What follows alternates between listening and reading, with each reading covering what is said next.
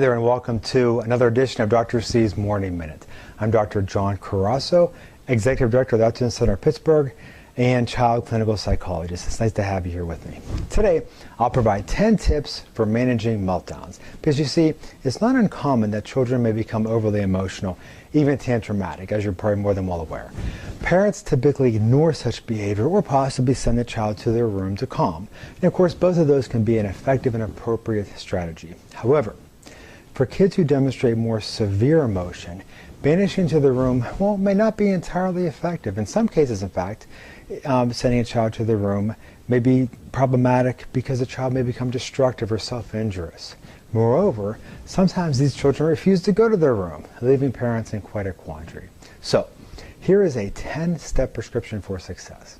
Number 1, remain calm. Do not lose your cool, raise your voice, or become overly emotional. It only worsens the situation. 2 out-of-control people certainly doesn't help.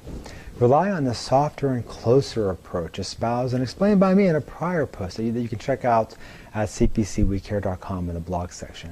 I'm sure you'll find it to be helpful. Number 2, pick your battles carefully. Some battles simply aren't worth it. You may have to decide whether your child picking up their toys is worth the 3-hour battle that may ensue. Number 3, taking a look at antecedents or triggers.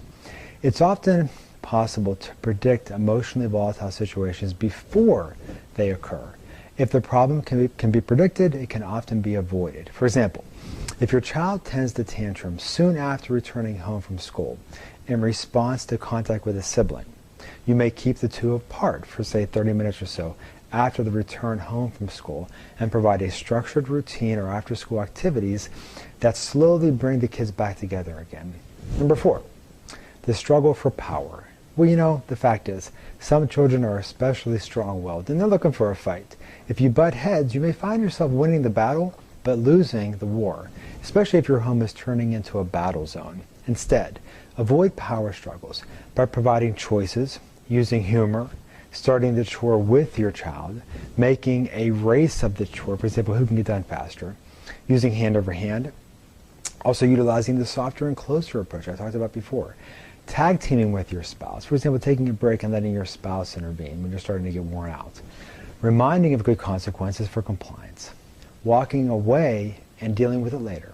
Also giving a choice between a quick 10-minute timeout or losing TV the rest of the night. There's a host of other options to choose from. The larger your toolbox is, the better prepared that you'll be. Number 5, the safety zone. It's sometimes necessary to turn the child's bedroom into a safe and secure place for your child to calm. Otherwise, parents may find themselves restraining their child for extended periods of time, which of course often leads or can lead to somebody getting hurt.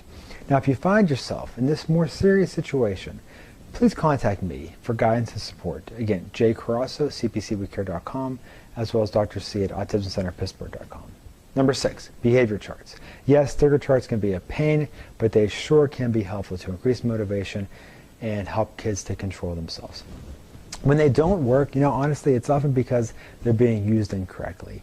It can be far more complicated than people think to figure out how often, how much, and for what stickers and rewards should be given. For example, it's all for naught to give a 4-year-old stickers once per day and extra rewards once per week. A 4-year-old often needs reinforcement and those types of motivators far more frequently. I found it best for parents to seek professional guides to devise a chart, but in the meantime, check out my earlier blog post at cpcwecare.com on that matter. It'd be helpful. Number 7, medication.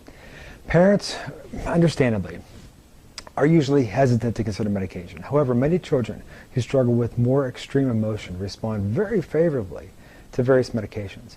In these more severe situations, it's probably wise to consider seeing a psychiatrist for suggestions and consultation. Number 8, what about autism?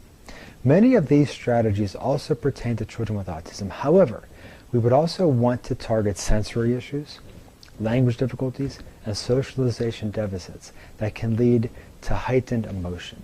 See, it's vital that we avoid sensory overload, find ways for children with autism to communicate their needs and wants, and avoid those social situations that we that we know and can quite likely predict will contribute to frustration.